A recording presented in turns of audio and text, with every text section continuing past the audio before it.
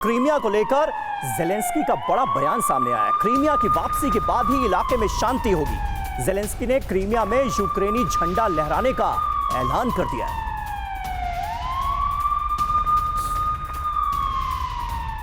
तो क्रीमिया की वापसी के बाद ही शांति हो सकेगी, बहुत बड़ा बयान है। और यूक्रेनी झंडा लहराने की जो बात की जा रही है, देखिए यूक्रेन इस वक्त क्रीमिया पर उसका फोकस है और क्रीमिया को हासिल करना चाहता है, लेकिन क्रीमिया रूस की आत्मा है।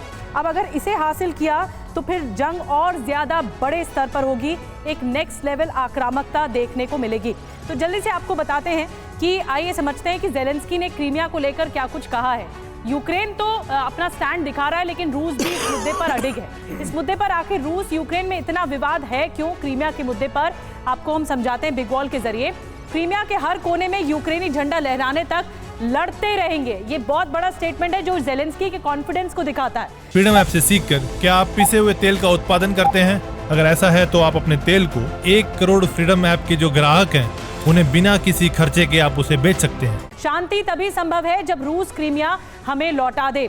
हर यूक्रेनी क्रीमिया के लिए आखिरी सांस तक लड़ेगा। अब विवाद क्यों है आपको बताते हैं। 1954 में सोवियत संघ ने क्रीमिया यूक्रेन को सौंप दिया था। 1954 में सर्वोच्च सोवियत नेता निकिता क्रुश्चेव ने तोहफे के तौर पर इसे सौंपा था रूस को। 1991 में सोवियत संघ के टूटते ही क्रीमिया पर विवाद शुरू हो गया।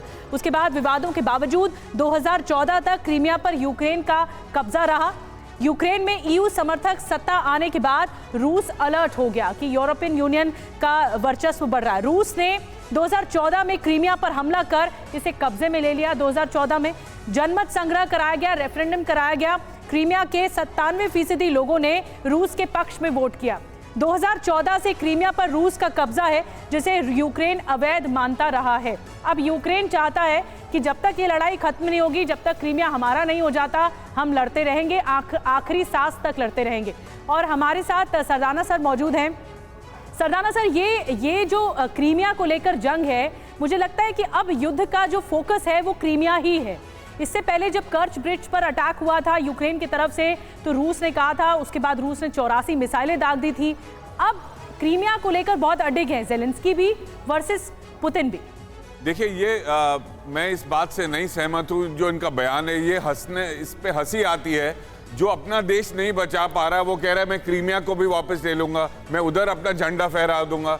जब यूक्रेनी झंडा नहीं रह रहा तो आप क्रीमिया की कहाँ से बात करते हैं?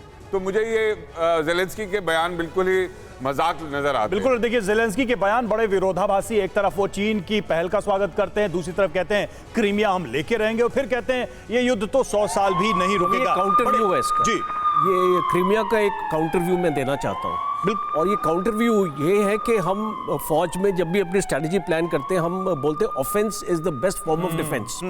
तो दुश्मन को चोट कहाँ पे पहुंचाई जाए, क्योंकि हमको तो चोट मिल ही रही है और क्रीमिया एक डिस्प्यूटेड एरिया है। अगर उसके ऊपर मिसाइल अटैक्स आ जाते हैं, पुतिन बड़े पॉजिटिव हैं उसके क्रीमिया को लेके, और वो रशिया को बहुत चोट पहुंच सकती है। तो ये हम इसको डिसरिगार्ड नहीं कर सकते। मकसद यही है और इस बयान का इशारा भी यही है। फ्रीडम ऐप से सीखकर क्या आप पिसे हुए तेल का उत्पादन करते हैं? अगर ऐसा है तो आप अपने तेल को 1 करोड़ फ्रीडम ऐप के जो ग्राहक हैं उन्हें बिना किसी खर्चे के आप उसे बेच सकते हैं।